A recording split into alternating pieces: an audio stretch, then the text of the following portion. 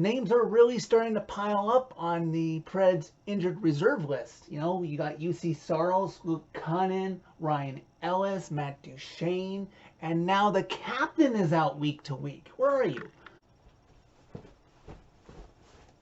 Check, check. Can you hear me? Check. What is with your getup?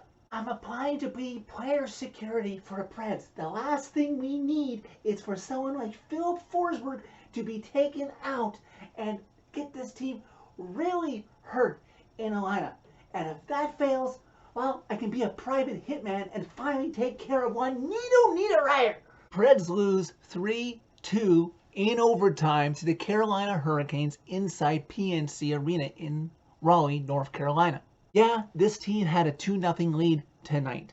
And yeah, this game probably turned on a needless elbowing call by Dante Fabro that is going to get a call from the NHL Department of Player Safety. Let's face facts. It should.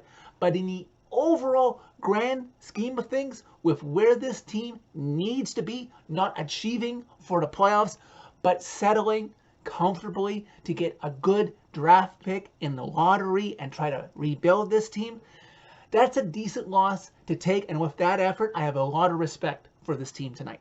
Just like at the start of the game on Sunday, today the Preds take the first penalty, but it doesn't cost them, and they have the same work ethic that they had for good portions of the game on Sunday, and they kill off that initial penalty. The Preds seem to be carrying the same work ethic that they had for the majority of the game on Sunday, minus the last 7.5 minutes.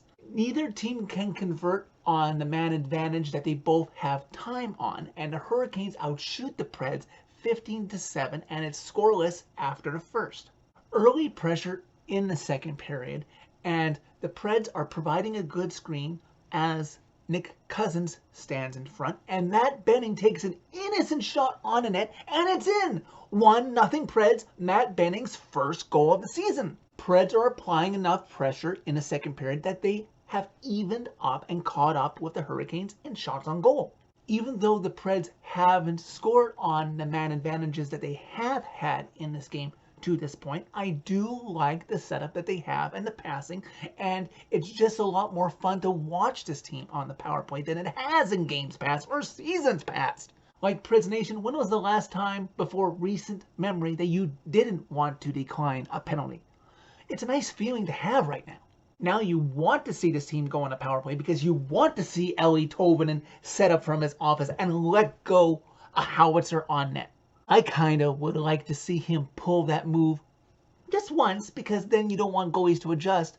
Try that move on a goalie in a shootout the first time he gets selected next by Hines. Preds continue their forecheck, and with just under 6.5 left to go in the second, Fabro takes a shot on goal, and it's tipped in by Ryan Johansson. 2-0 Preds. But who knew you could go from hero to GOAT in only a matter of 10 seconds, because Fabro takes a needless elbowing call on McGinn of the Hurricanes. The officials review the elbow, and he's very fortunate he only got 2 and not 5 in the game. And the hockey gods rewarded the Hurricanes justly, in my opinion. Let's be honest here, for taking that stupid penalty, because on the ensuing power play, Jordan Stahl has now fired up the Hurricanes. He scores. The lead is cut to 1. And the tide continues to turn for the Hurricanes, because the Hurricanes are already on the power play, looking like the Preds are going to kill it.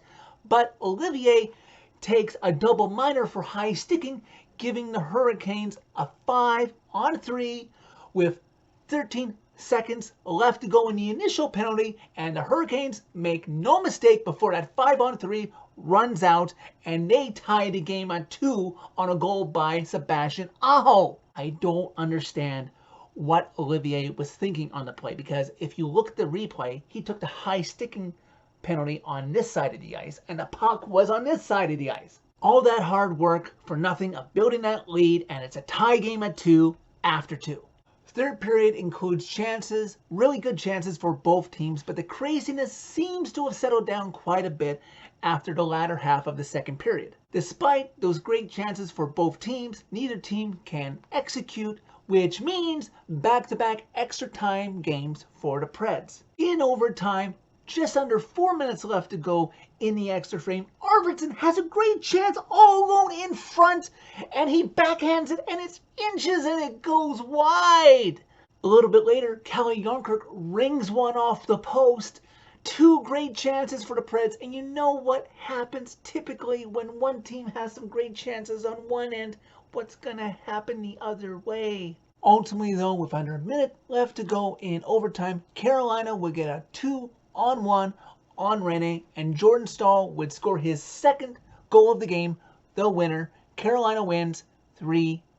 See, this is the effort I like to see out of this crew with their depleted lineup. Not counting the needless elbowing call, Fabro. I can't complain too much about this effort against one of the upper echelon teams in the league. Yeah, they had a 2-0 lead, but that is only going to hold up for so long if you don't add to it against a team like the Hurricanes. There's only so much you can do. Trade the worthy assets off of this team's roster, get younger, play the kids from the farm team, and hopefully a turnaround won't take more than maybe a year or two, and then you can see the Preds once again be a team like the Hurricanes are right now. So that's it for this video. Thank you very much for watching. As always, hit like if you liked this video. Hit subscribe if you really liked it. You can find my social media by clicking on the channel name. You want to avenge this loss, Preds? Let's see what you can do with basically your same lineup right back here on Thursday night against these same Hurricanes.